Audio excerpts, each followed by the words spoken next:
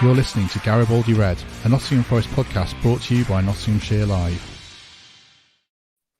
Hello and welcome to Garibaldi Red, the Nottingham Forest podcast from Nottinghamshire Live. My name is Matt Davies and I'm joined today by former Reds defender Craig Armstrong and Forest fan and Forza Garibaldi co-founder Greg Mitchell. Craig, thanks for joining us. How are you? I'm good, thank you. Not bad at all. Good. And Greg, you've had a busy day with puppy training. How are you? Yeah, good as ever. All right, got through Good. it. That's the main thing, as it is every day at the moment. Right, obviously we're going to talk a lot about Nottingham Forest, but I wanted to start talking about the European Super Leagues. It's kind of the thing that's dominated the agenda so much in the last day or two. Greg, I'll probably start with you because you're a big part of a fans group. What do you make of these proposals, bearing in mind Nottingham Forest history in the European Cup? One single ounce of good thing about it. It's a disgrace, just like many people have said. The thing that keeps annoying me, I keep seeing people saying, well, Forest should be in it because we've got 2 European clubs. Not one team should be in it. It's just such an awful idea, just fed by greed. It's the 3 main American owners that are trying to run it like they do their American football teams, which will never work over here.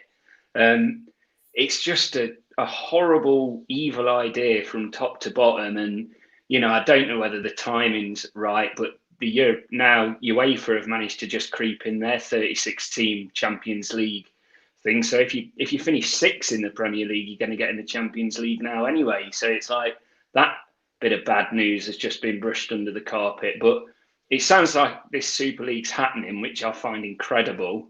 But it's down to the fans of every one of their clubs just to not support. I know it's going to be hard for them. I couldn't imagine it with Forest, but not support what their team are doing now, not go to the games when you're allowed next year. Do what the Spee and Cop have done in Liverpool. They're taking all their flags down from the Cop now as we speak. And, I've rarely got good things to say about Liverpool, but their supporter scene and, the way they react to some of their club's news is bang on today. The Man United fans have been bang on as well. I just don't understand it. It's just sad. It's a real sad day for football. I've been listening to the radio about it today. It's just where it's been going for years. I want to see my club come out and, speak strongly against it. I think every single Forest fan wants to see Forest do that. And I hope they do. It's just sad. There's not one good thing to say about any of the news over the 24 hours. What about you from a former player's point of view, Craig? Can you see any merits in the proposals at all? I think it's crazy. I agree with Greg. It's I don't understand the thought process behind it because other than money, because the Champions League generates that much money anyway, I think it takes the competition element out of it. The fact that these founded clubs can't be relegated and they're on about, I've read something about possibly 20 teams being in this Super League. I think it's just crazy. I think it's bad for football. And listening to the radio, like Greg said, and listening to what a lot of people are talking about is that the FA, the FIFA, UEFA are all going to get involved, and even the government to try and stop this from not allowing this to happen. What do you think the chat will be like in dressing rooms for these 6 clubs at the moment? Some players, the younger ones, might not be too fussed, but I can't imagine like a Jordan Henderson's going to be too enamoured with it. What do you think, or Klopp as well? What do you think people will be saying within the dressing rooms? I just think it's a difficult one because we all want to compete as elite athletes. Everyone wants to compete at the highest level, and they're already doing that. If you're a good footballer, you're playing for your national side and you're playing in the top, the World Cups and European Championships. I just think that I'm not sure I'd enjoy playing against an AC Milan and Inter Milan and just a Juventus. And I'm led to believe that Germany or the German sides won't be entering the tournament or the competition because 51% of German football is owned by fans and not the chairman. And I just think you might have 7 or 8 clubs within that structure who you can play week in, week out. There's going to be no derby games. And I think, yes, I know they want to still, or they think they're still going to be allowed to play in the Premier League. And this is a format that's meant to replace the Champions League. But if the Premier League is saying what they are talking about, kicking out these teams and sort of punishing them, then I just think it'll be a bit like America, where you're in a league in America where you can't get relegated and you can't get promoted. You can only stay in that league if you've got money. When you look at Forest history, those 2 stars on the shirts, Greg, it's kind of what sets Forest apart from so many clubs, and now they're going to kind of stop that dream from happening for virtually every team in Europe now. I mean, do you think fans can get together and stop this? They're so marginalised. Do fans still have the power to do anything? It's pure greed, it's just it's awful. It's a corporate, it's typical American franchise. That's all it's going to be, a franchise league. I'm not looking at Arsenal fans, Spurs fans, Chelsea fans to do anything. That's a waste of time. It's got to be the Man U and the Liverpool fans doing something really strong against their clubs. Jurgen Klopp spoke out about it in 2009, and he's seen as quite a passionate, heart on his sleeve man. I want to hear him come out. It could cost him his job. He might want to walk away from his job now. He only seems to go to these certain clubs that really have what's the word, like an identity about them. And, Liverpool have not just sold out, they've sold out all the other clubs in their league. It is disgraceful. I'd kick every team out of it now. Let Leicester win the league again. I couldn't care anymore. The enjoyment about seeing Derby struggle at the minute, that's gone now. I couldn't care. It's just sapped everything you love about football.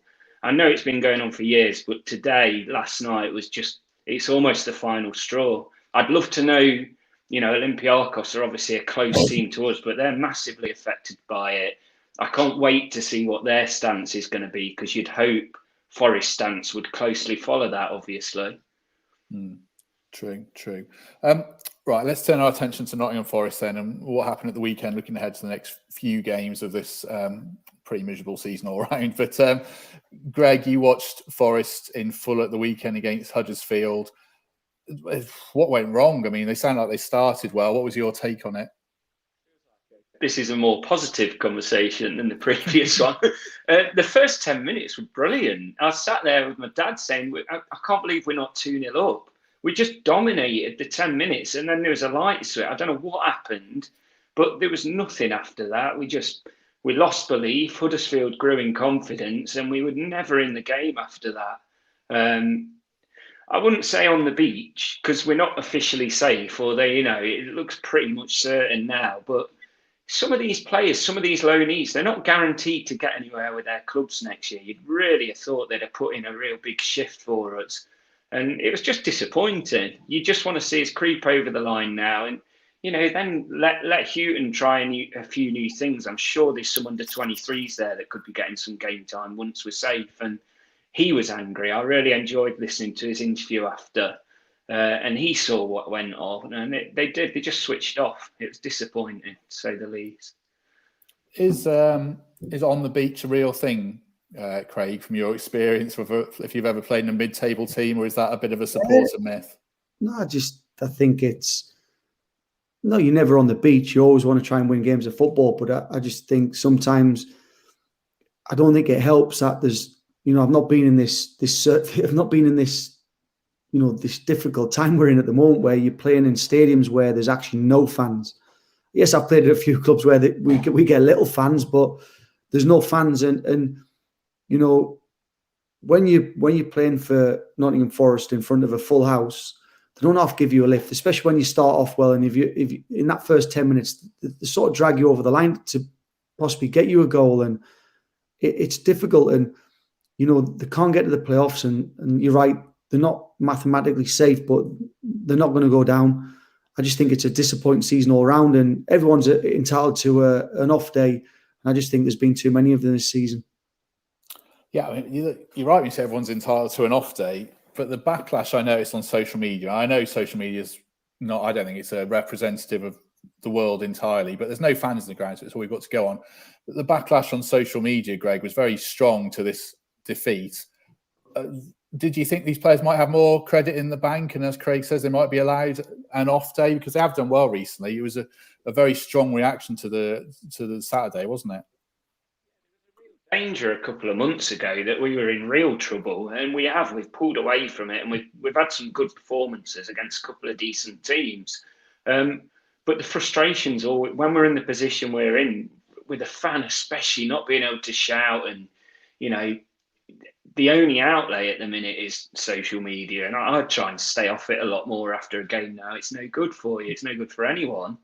But it's understandable. There's some stupid comments on there, and you think, what are you saying? But it's understandable people are frustrated, and there's not a lot of ways at the minute when you're all trapped inside to get that out of you. Do you like this team as a fan? And would you like them more if you could actually see them or not? Of course, I want to see them and support them. There's players on that pitch, you Joe Worrells, that you can tell they love that crowd. They love that support. I mean, he didn't play badly on Saturday. He's a bad example, but I want to see a proper captain. And this it's not a dig at Graben. I just think Joe Worrells, he just seems to get it. For me, he's our obvious club captain. And, after that, maybe a McKenna can come through. But I've never understood the striker being the captain. And obviously, Houghton knows a hell of a lot more than me. But if I could see it, and if I could be in that crowd now, you'd get a lot more belief from a captain that just wears it on the sleeve a little bit more. And I know Gary Birtles disagreed with me the other week a bit about this, but we just want to see a bit more passion as fans. And I think that's what we've missed this year. We haven't had that person leading us from the front, first out the tunnel. And we need that. And I think next season that has to be a priority, either to Joe Worrell could easily go to a lower Premier League team. I truly believe he's good enough. But, give Joe Worrell that armband and say, this is your club, take it to the Premier League yourself. Or if that's not going to be the option, find us a real club captain. Again, nothing against Graben. He's a great player. I just personally don't see him as our captain. Where do you stand on that, Craig? You were Stuart Pearce's understudy for a while. He was that, thumping chest type captain. I mean, do you see Graben as captaincy material? Does it really matter who's got the armband or not? I think it matters if you're guaranteed to play week in, week out. And I'm not saying everyone's guaranteed a spot on the team sheet, but when Joe Worrell's fit, he plays. Graben's had a lot of injuries this season, which has kept him out of the side. He had a fantastic season last year where he scored a lot of goals, and that might have been why Chris gave him the armband. But listen, I think it matters to certain people, but to others, it's about you going out and taking care of your own performance. And at the moment, there's not enough Nottingham Forest players taking care of their own performances, never mind helping each other out. So you can write this season off as much as you want, and we can wish that we have a captain who's going to lead the side. But if Graben captains the side next season and Chris gets the team how he wants them to play and he goes and scores 25 goals, no one's actually bothered. It's silly. And I agree with what Greg's saying is like you want someone with a bit more leadership or a bit more sort of passion like a Joe. And when I was there, obviously PC was captain, Steve Chettle was captain, and these people sort of bleeded the club, and like Joe does. And I'm not saying Graben doesn't, but we can detract from actually what's going wrong on the football pitch by talking about who should be captain and not be captain. Do you think this team's got enough character? And by character, I don't mean, well, maybe I do mean like Alan Rodgers and Andy Johnson type, madcap character, but also Steve Chettle, Stuart Pearce, mental character. Do you see that in this team or not? It's a difficult one because I mean I know Joe Worrell when I worked at the football club and coached, and I used to coach Ryan Yates, and Yates, he gets a lot of criticism, and probably unjustly. I think if you're talking about character and desire and commitment, I think he is what anyone should be. I think he's a true leader. The way he carries himself, the way he trains, the way he carries himself off the pitch. Now, I'm not saying he would make a fantastic captain for the football club, but how would I say it? Ryan leads by example. Joe leads by example. These are kids that have come through the system. So I think times have changed now where players come in, the finances that are rewarded to strikers and to top players. Now, not just strikers, but it is extortionate. But it's just the way the game's gone. So, do we have enough character within the side? I think we do. I think we've got some good players. I think Joe Lolly's got to find himself a little bit harshly done to. He's not played enough football this season due to injury. 2 years ago, we're talking about him going to Villa and the fans were getting frustrated at if he had actually left, how angry they would have been. I think everyone's got to take responsibility when they step over the white line. And I think every single one of them have got to put a performance in. So whether you've got an armband or not, everyone should be leading by example, especially, when it means so much to me when I played, it meant a lot to me, not just me, but everyone else and the fans and the club. You mentioned Lolly. I wanted to get your take on Knockaert as a fullback yourself. And Knockaert's out of form and he had a poor game on Saturday by all accounts. If you had him in front of you on the left wing, do you make allowances for the moments of genius and then the stuff that goes wrong? Or do you think, come on, mate, we need a bit more end product here, especially when he's not playing well at the moment? I just think you just got to give him the ball. I think that was something that Brian Clough used to say for fullbacks. It was stop the cross and wingers go and put the ball in the box and work a bit of magic. And I think my first job as a fullback was to defend, and his first job is to attack. And they're the risk takers. So the Lollies, the Knockaerts, the Amiobis, and players like this sort of caliber are the risk takers. And yes, he might be lacking a bit of inconsistency at the moment, but when he's on form and when he's on fire, no one can live with him. No one can live with Joe Lolly when they're playing well. No one can live with Amiobi's power and strength and pace, and so sometimes his unpredictability. These are top players who for whatever reason at the moment are just again having a bit of a sort of a dip in form, and I just think that just goes again with maybe the lack of fans in the stadium and the lack of atmosphere and also I suppose the poor start of the season that we've had. Gary Birtles talks about his lack of end product quite a lot on this podcast and making the wrong decisions. Do you see that in Knockaert as well then, Craig, having played the game yourself? Yeah, there's always going. I mean, it's hard because I don't watch Forest week in, week out, and you only get to see a lot of highlights, so you don't get to see actually how he's doing. And the manager's worked with him at Brighton, knows what he's capable of. He's worked with him now at Nottingham Forest. He knows what he's capable of. This boy's he's got ability, and he's just having a tough time at the moment where he's not creating as many chances as what he'd like. But I just think that just fits into the way Nottingham Forest are playing as a team. And in all fairness to Chris, I think he's come into this club and stabilised it, because it was, if he hadn't have took this job, this club would have been looking at relegation in the face. And I think he stabilised a poor start of the season. And I think you've just got to wait and be patient. And we keep talking about being patient and let him be given a war chest as such that is fitting to the Championship, and let's see what he can do and judge someone next season. If we can keep a hold of Knockaert and see if we can get some consistency out of him, I'm sure he'll come good. How do you view him, Greg? Because I think the consensus on here that we've always had when you've been on is that if we can get him back on loan next season, it's a good deal. Have you kind of soured on that a bit now because it would take a chunk of the budget up, or not? He wouldn't be my first loanee back at the club, and also wages are going to be huge. Like he is a quality player. You've seen it so many times for other teams and a few times for us.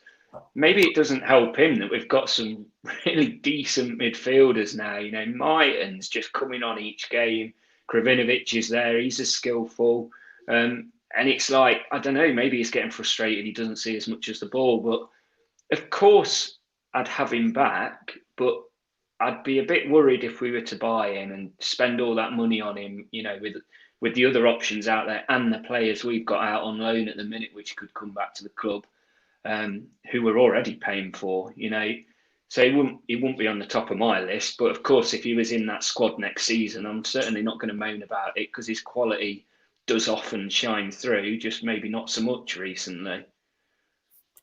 What have you made of the back four this season, Craig, do you kind of like what you see now? I don't know how much you've seen of Blackett, but you'll have seen quite a lot of the other three. Do you think there's a good base there? We've missed a lot of players through injury, and I think Christie's obviously been more consistent with form. Am I a big fan of him? I don't know much about him. He has sort of come the long way and gone into a bit of non-league as well and come back. And listen, he's athletic. He gets forward.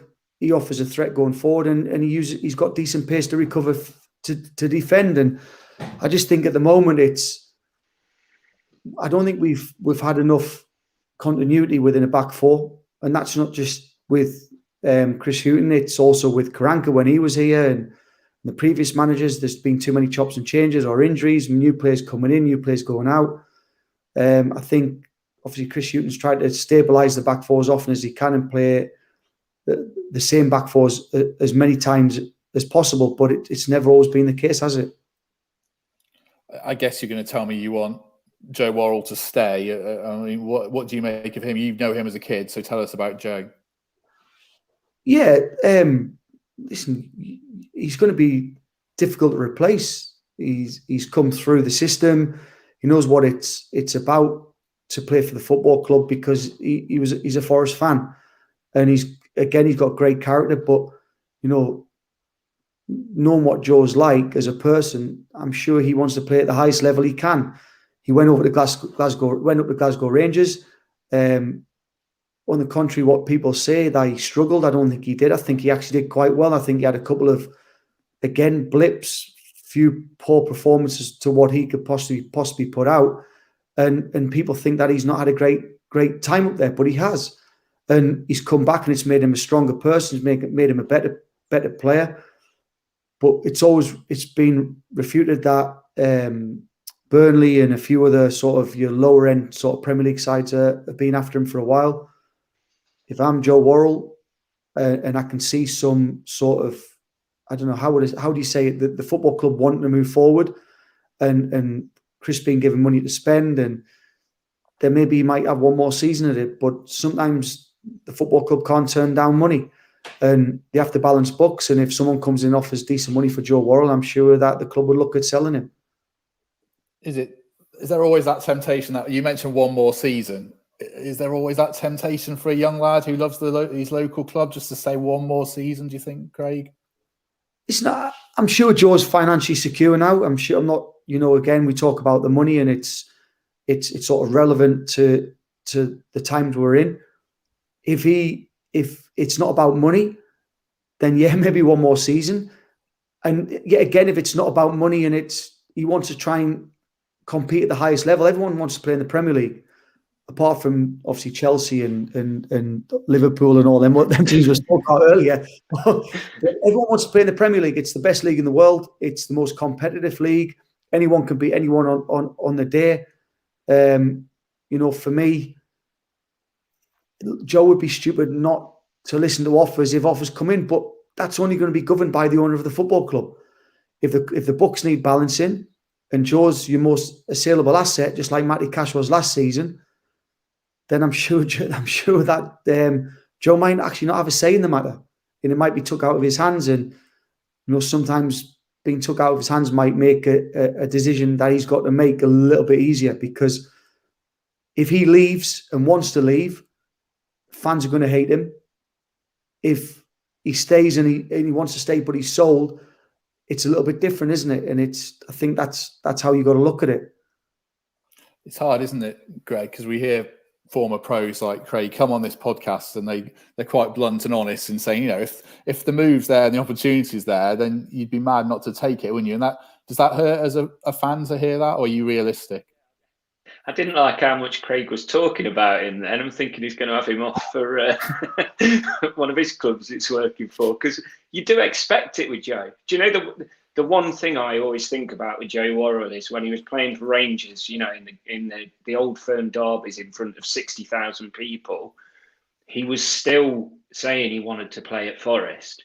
He was playing in some of the world's biggest games, whether you like Scottish football or not. They're some of the most famous derbies. And I think they beat Celtic, and that he was asked if he was staying at Rangers, and I can't remember the quote exactly, but he was like, "No, Nottingham Forest is my team. I want to be back there next season." And that's when I thought, wow, what a player.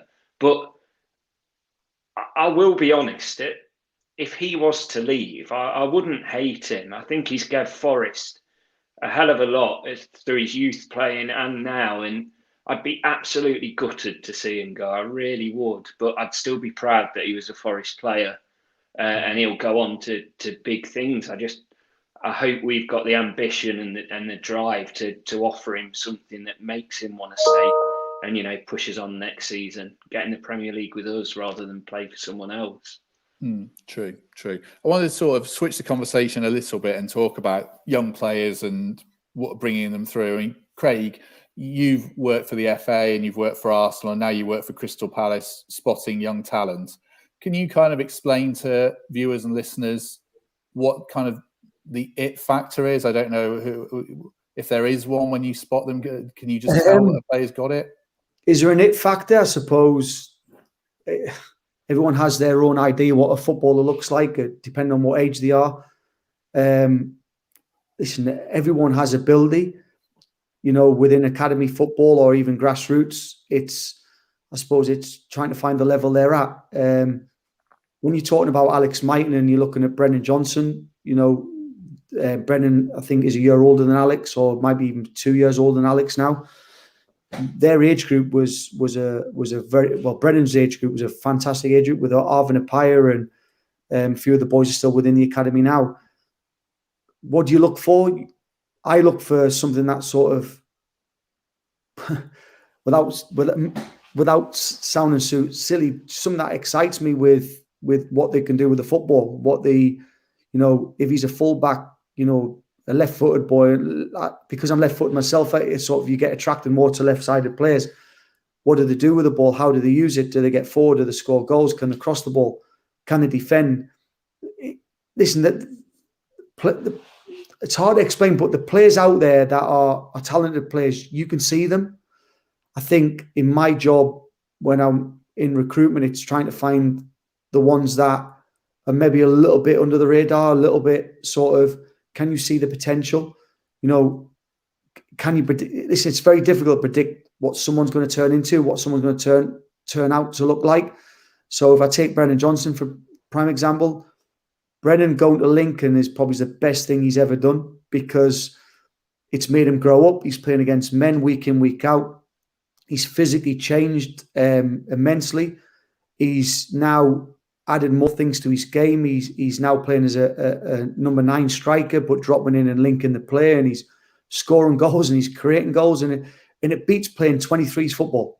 It beats it because you actually, as much as you play for points in under 23s and under 18s football, and you can still win leagues, everyone wants to play in the first team. Everyone wants to go and play for Nottingham Forest, or Brennan's case, playing for Lincoln City and trying to get promoted and win championships or win for League One titles and getting team of the years. And, that's what it's about. It's about actually going out on a Saturday, crossing a white line and trying to get 3 points and how much it means. And if you don't get them 3 points and you haven't had a good game, it affects you and it can upset you, and it can, because we talk about social media, people on social media will hammer you, and as much as we talk about you shouldn't read what people talk about, you do. It's a natural thing. It's human nature to want to know what people are talking about you and what they're saying.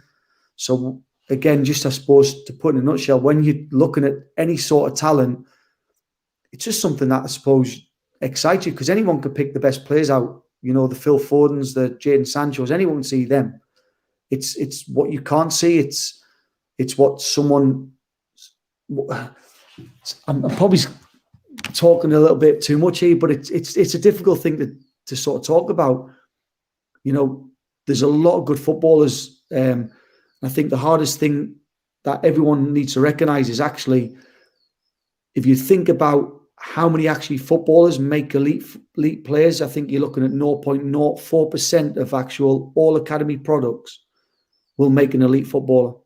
So you can imagine the fine margins it is. So you're looking at a needle in a haystack when you're going out watching games of football, especially if you want to try and get the best of the best. What you say is very interesting. Do you look at character of a kid of 13 or 14? If he's a bit gobby on the pitch, does that bother you because you're going to change as a young man, or are you looking purely at talent when you're watching players now?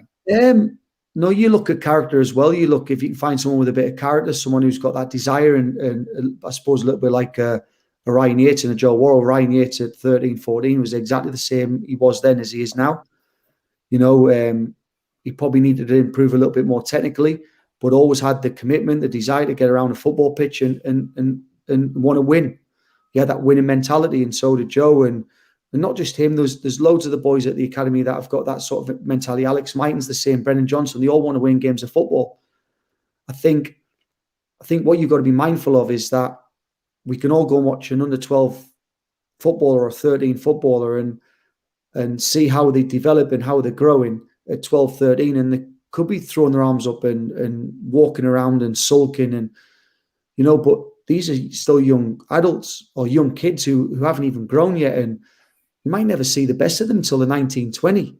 They might actually, we don't know what's going on at home. We don't know what their family life's like. Do they come from a deprived area? Do they actually single parent families? How's food being put on the table? Unfortunately, there's a lot of kids in academies that mum and dads are struggling to bring the kids in Monday, Wednesday, Friday, Sunday, or Tuesday, Thursday, or 4 or 5 times a week to play football and don't get any money. There's a lot of academies don't pay any money to parents to bring these kids in. So you can understand the financial strain that there is on the families, on the boys, and not just that, the pressures of a mum and dad seeing how much players get paid now.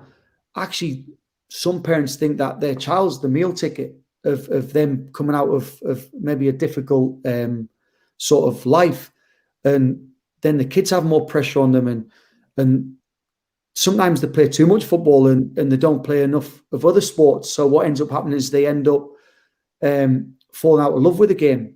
And I've seen it happen. I've seen it, people fall out of love with it and then come back. I've seen people, play all the way through and have an unbelievable career. And I've seen people who have been the best talent in the world and just disappear because they don't have the mental strength or the character to want to go and do it. Do you think Forest quite well placed to get young talents because they offer this pathway to the first team, or are they up against it because now Leicester have moved 30 miles closer? There's Aston Villa nearby, and there's always top talents going to get picked off by the so-called Big Six that we were discussing earlier. Where do you think Forest stand in the food chain of youth development now? Forest have always recruited really well. When Paul Hart and Nick Marshall were here, and then obviously Gary Brazils took over from Nick.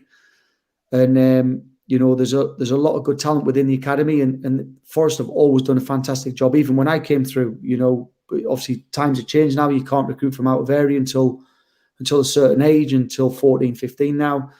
And you've got to have schools in place and a lot more money to bring these types of players in. Where Forest sitting at the moment, I don't think it's helped Leicester have moved the training ground into the Nottinghamshire footprint, where they can now recruit from under 7s, 8s, 9s. I think it's going to cause a lot of problems for Nottingham Forest. I think Nottingham Forest going for Category 1's a fantastic decision made by the football club, because a Nottingham Forest or a player within the Nottingham Forest catchment area who's gone to Derby or gone to Leicester, now knowing that they're going to have exactly the same games programme as your Chelseas and your Man Cities and your Man Uniteds, I think will keep the better players within the area. I do generally think that it's getting harder and harder regardless, because you've got Man United on the doorstep who can move players up. Liverpool can do it. They did it with a boy from Notts County, Jack Bairn, moved him up to 14-year-old. You've got Chelsea who will move. You've got Man City who will move.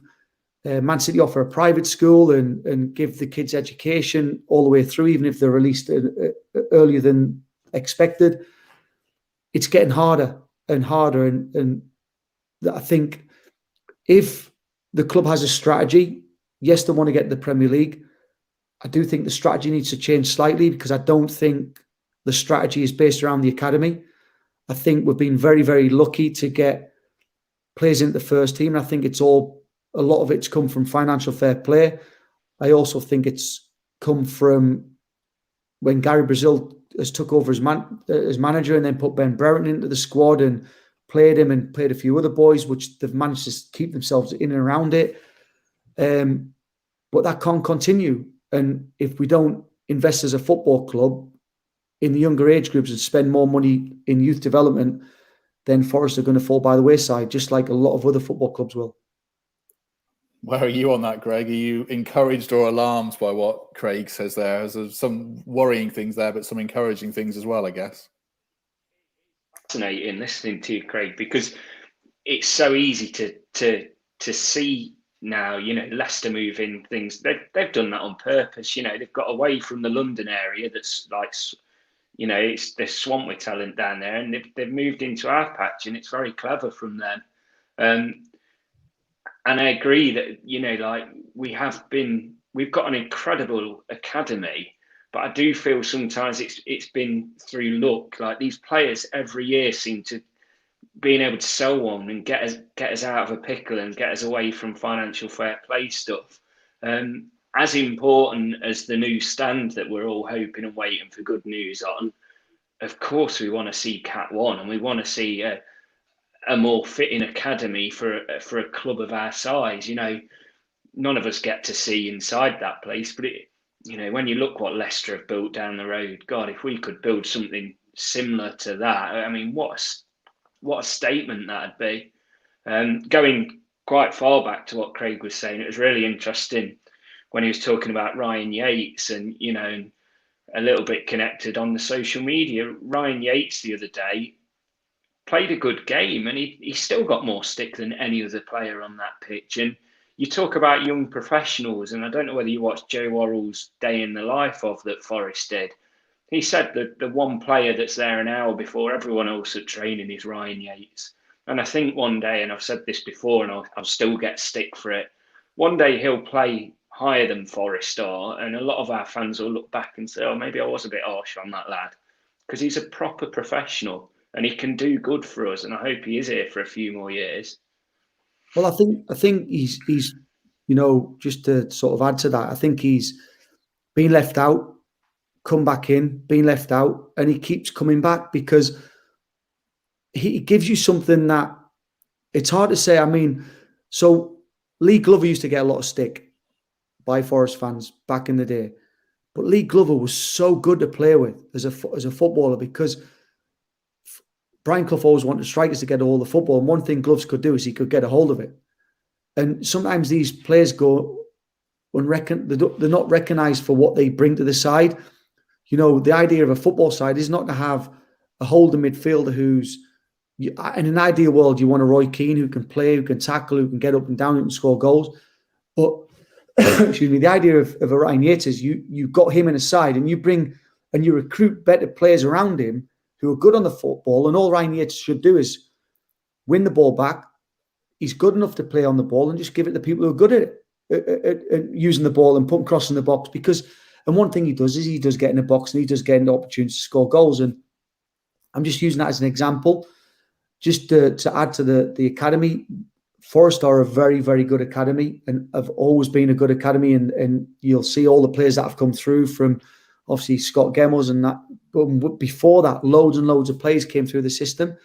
I think, just to sort of add, Leicester have gone and built a brand new training ground, which is phenomenal. It is out of this world. Aston Villa have just expanded their training ground, which is out of this world.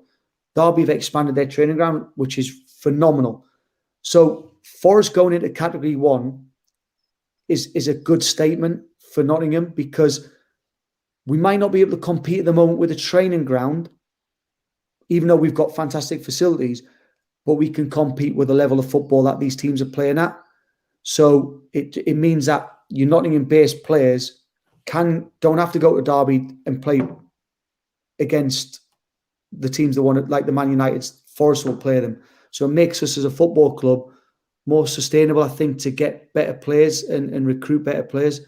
I think, again, to add to sort of this Super League sort of the Man Cities and the Man Uniteds, the richer clubs will get richer, and what will happen is your best players are Nottingham Forest, the best players at Derby, and Aston Villa to a certain extent, and even Leicester will go to your Chelseas, your Man Cities, and your Man Uniteds and Liverpool's. And unfortunately, but that's just where we are on a food chain.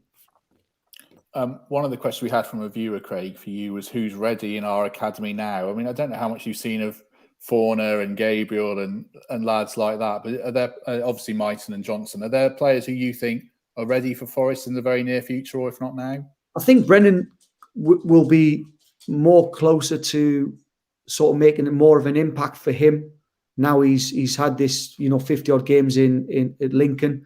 I think he's got 16 goals and 14 assists, or 14 goals and 16 assists. So something like that, so he's done fantastically well in a side that's had a little bit of a blip of late as well, because they lost some senior players. Tyrese Forner was a release from Brighton. He has all the ability to be a top player. He's quick, he's athletic, good range of passing, aerially very good, can get box to box, can tackle,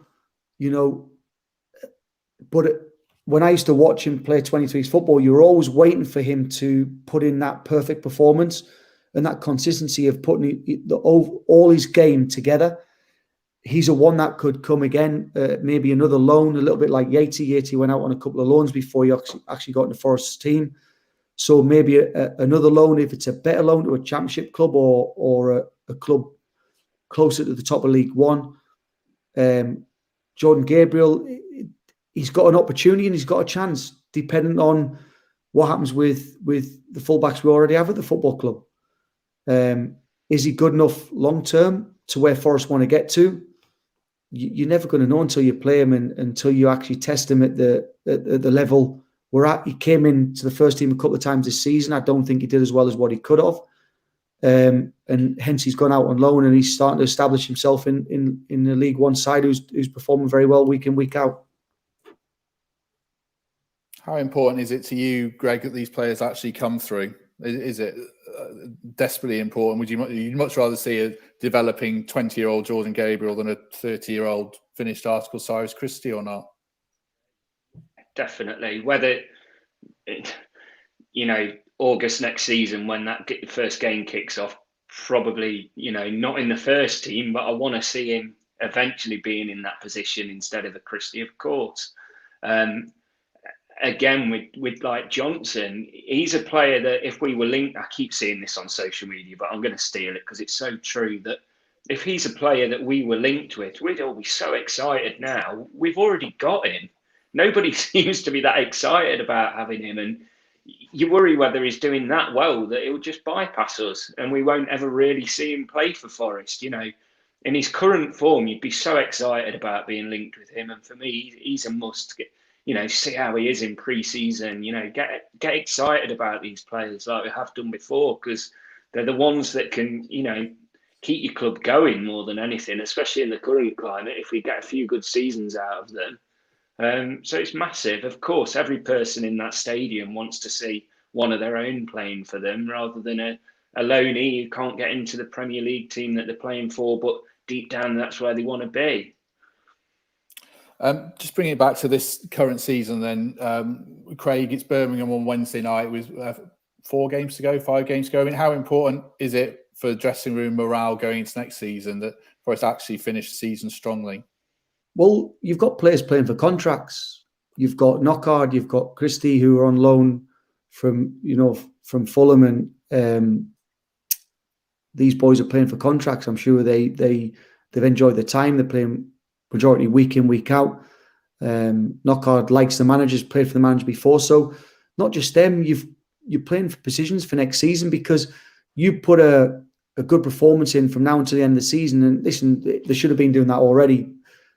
But you're playing for a position next year, because if Chris Hughton is given any money whatsoever to spend, you don't want to be one he's replacing. You want to be the one that he's thinking of buying someone to fit around you.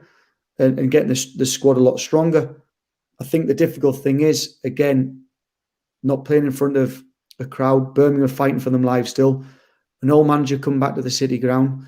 It's he's going to want to win, but Forest should have, they should have personal pride above anything else to actually put a performance in and prove why they're why they've got the starting 11 shirt. Has your mind changed at all on next season's squad, Greg? I think you've been on here before and said, we don't need massive changes. We need 4 or 5 good signings. I mean, do you kind of veer from 4 or 5 good signings to 10 or 11 and start again, or are you pretty comfortable? We can't keep starting again.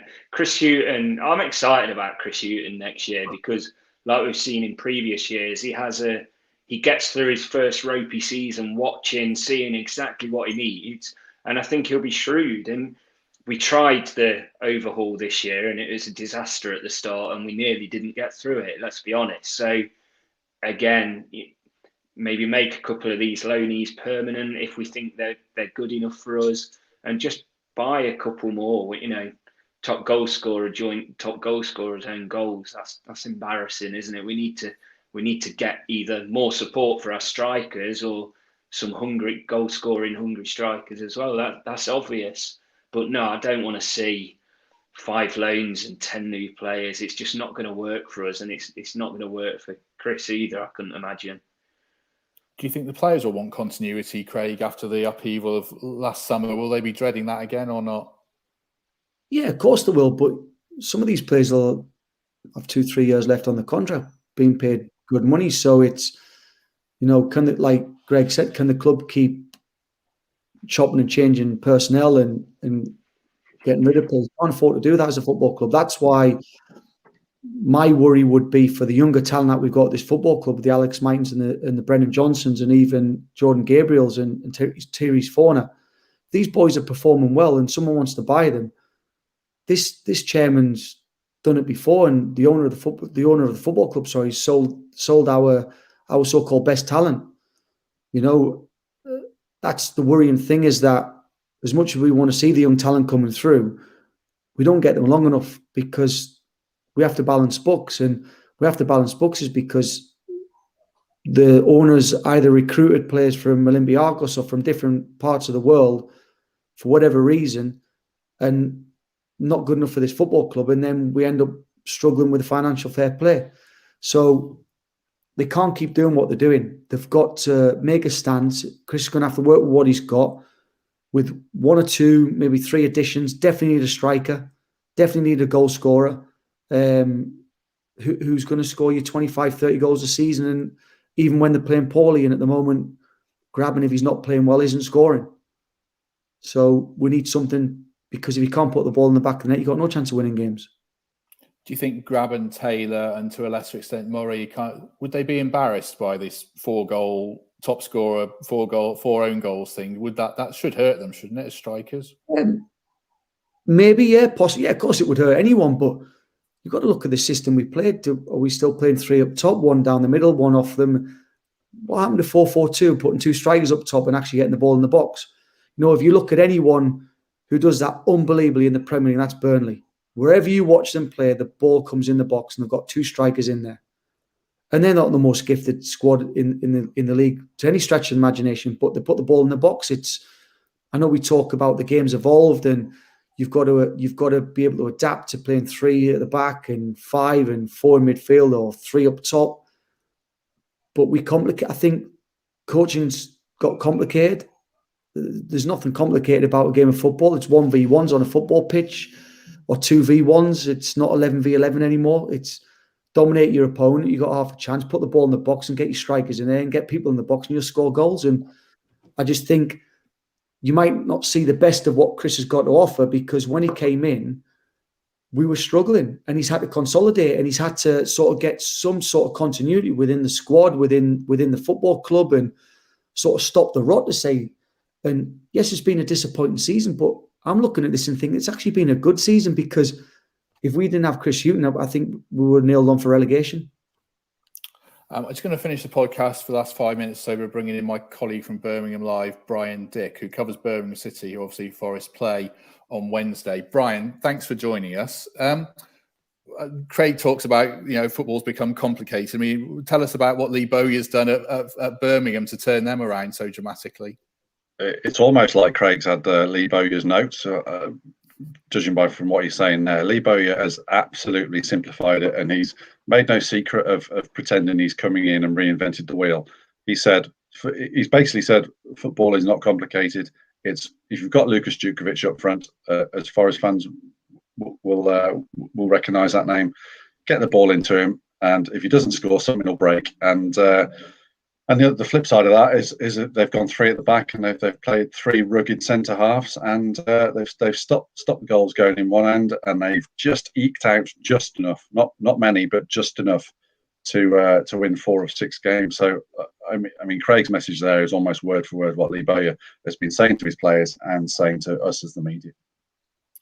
What can you tell Forest fans about Karanka's spell? Because Forest fans have an interesting Karanka. He's quite well respected here, but it just went disastrously wrong at St Andrews, didn't it?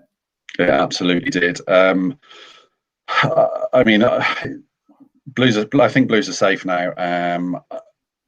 But you know, there were plenty of fans who would have wanted to have seen Karanka removed probably a month earlier. There was an absolutely wretched home defeat to Luton, in which Blues just barely threw a punch. They steadied a little bit, picked up a couple of points here and there, and then it carried on.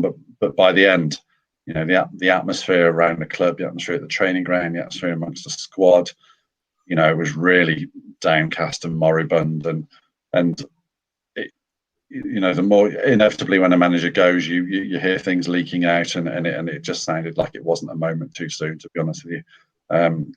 If I don't know if fans would be interested, Forest fans would be interested in a little potted 7-month history of how it went. I think Karanka was largely well received when he was made Blues boss. I was certainly really chuffed. I was concerned that they wouldn't get somebody of decent pedigree, but they did.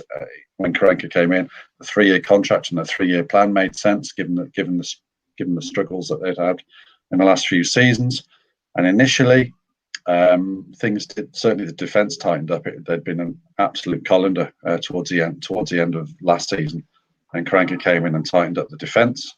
And you were almost prepared to put up with the lack of attacking enterprise for a few weeks, and then it just seemed to get locked in a cycle of changing the formation, changing the players, not deciding that he couldn't play the 4-2-3-1 because the number 10 wasn't right.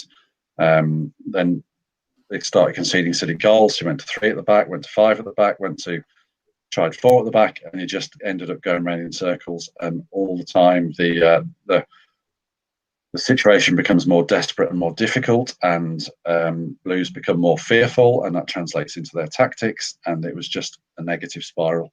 And as I said at the start, it wasn't a moment too soon. In fact, it might have been a few moments too late. Greg, you're a Karanka fan, I suppose. Does it pain you to hear that? I mean, I know we spoke about it briefly off air, but you wonder where he's going to go now. You know, when he came to Forest, we were excited, and he started well. He had a great song for his name as well, but it's just a shame. I always want to see him do well, because I thought he was a decent bloke when he was here as well. But yeah, it seems to have happened again with him. So whether that's at his door, I imagine it is. So yeah, shame. Do you think he's done as a championship manager, Brian? Sorry. So I think he's done. No, not necessarily. I think his next move will probably be maybe back in Spain or overseas. I think he potentially want to get back onto more familiar territory. But you know, you see some of the names still getting jobs in at all levels of football. And I'm not throwing Karanka in with the dead men just yet. But there's always someone that sees. There always seems to be a football owner that sees something in a manager that's maybe played for Real Madrid or has got the pedigree of taking somebody into the Premier League. So I wouldn't write him off. No. What I would say to Greg is this was just a bad fit. You know, without resorting to lazy cliches, I'll resort to lazy cliches. Birmingham City are like to see their team to be up and at them, in your face, dynamic, pressing. And they just didn't get any of that from Karanka's Blues. So it maybe I should have spotted the fact it was a bad fit at the outset. As I said earlier, we was just so relieved to get someone with a bit of pedigree. We'll finish with one prediction each then. So, Craig, do you want to make a prediction from a Forest point of view, having listened to Brian there? Not really. I think I was mistaken. I forgot Lee Bowyer had come to Blues, and you're right. He's turned things around massively. Obviously, on social media, I listened to Paul Devlin and Martin O'Connor talking about like this is their club, and obviously I know Skip very disappointed how things have turned out, and Lee Bowyer's just worked magic really, like you said, simplified things, and just touching on what you mentioned about Karanka. He did exactly the same at Forest. Greg, whatever you think, he did exactly the same at Forest. He changed the side so many times, no continuity, no consistency with playing players, 3-4 changes every game. And I think that was ultimately what cost him his job at Nottingham Forest as well.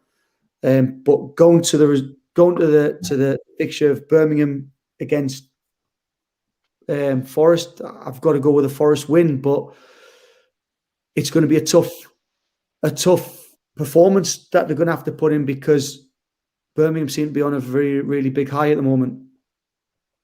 Last word to you then, Brian, from the Birmingham camp. Are you expecting a very dour game here and someone nicking a 1-0?